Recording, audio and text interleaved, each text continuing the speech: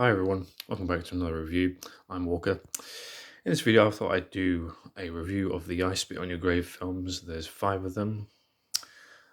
So we'll start with the original, which is the 1978 original classic, I Spit on Your Grave, also known as Day of the Woman.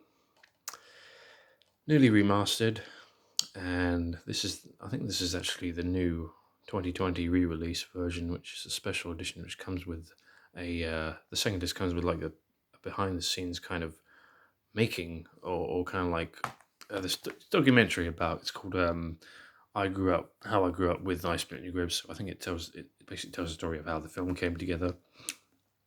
But anyway, as you probably know, what I Spit on Your Grave is, it's about this woman, Jennifer Hills, that gets brutally raped and assaulted by these group of rednecks or hillbillies, and then ends up getting revenge on them.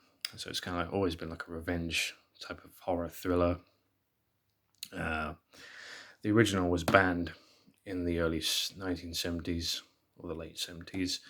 I think it was banned in multiple countries, actually, including the United Kingdom. Highly controversial, as you can imagine, because of the uh, horrific scenes in it.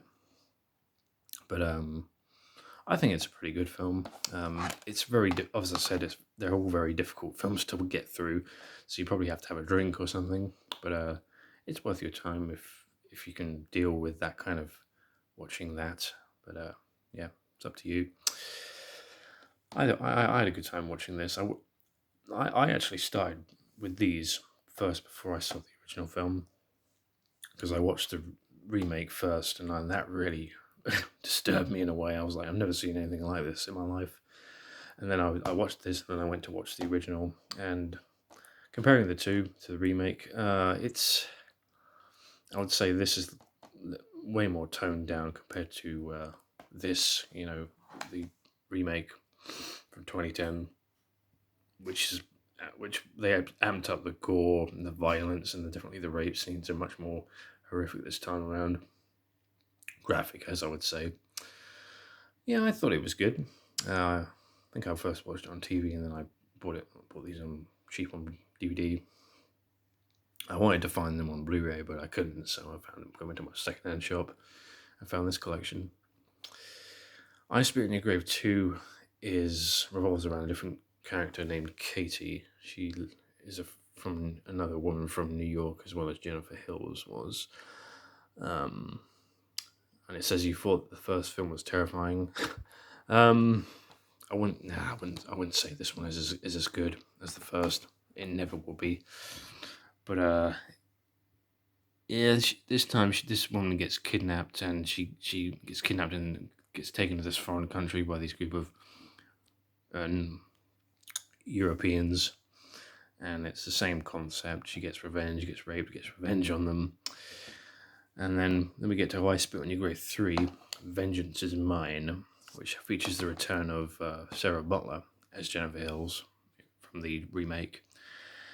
And it basically, it's like the aftermath of what happened to her, and now she's living back at wherever she is at home, and still suffering like post-traumatic stress from her ordeal that she had in the first film. And I think this time a friend of hers gets murdered, and she gets revenge on the people that did it. So it's not quite the same concept, but it's not the best. I wouldn't say these two are the best ones. And then we get to I Spit on Your Grave, Deja Vu, which is the sequel to the original film, set 40 years later. What's her name? Camille Keaton returns as Jennifer Hills in this one, so it's a direct sequel. And this time, she's written a book about her horrific, how happened to her in the first one. And she says she's got a daughter this time around. And what happens to them? They get kidnapped, and so the daughter tries to get revenge on them. These crazy people who are basically the families of the guys from the first film. and it just goes in a horrific, twisted way. It does go on for a bit too long. It clocks in about 2 hours and 20 minutes, which it didn't need to be that long. This one really does drag out a lot compared to the other films. But my God, yeah, it is a mammoth to get through. In terms of like the violence and the gore, I wouldn't say it was okay. It wasn't as much as I thought, but yeah, there were some good kills in it. That's what you really ought to see for these kind of films, is the kills in terms of what the character does. But yeah, I thought this character was really a maniac, as well as all of them were maniacs, especially this guy here who's the redneck hillbilly. She's the yeah, she's the wife of the guy who had his dick chopped off in the first film, and so obviously she wants revenge on Jennifer.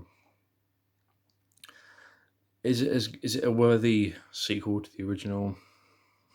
I wouldn't. I would have to leave you to decide on that one, but uh, it was overall mixed when I saw it. I think this was actually direct to DVD, but I still enjoyed it. But there are some WTF moments in it, so I'm not going to spoil it for you. But watch it and see what you think, and then watch this and then watch the sequel and see what you think.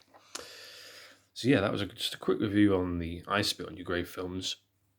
Hardly controversial. If you enjoy them type of films, good on you. So yes, stay tuned for more videos, and I'll see you guys in another one. Take care.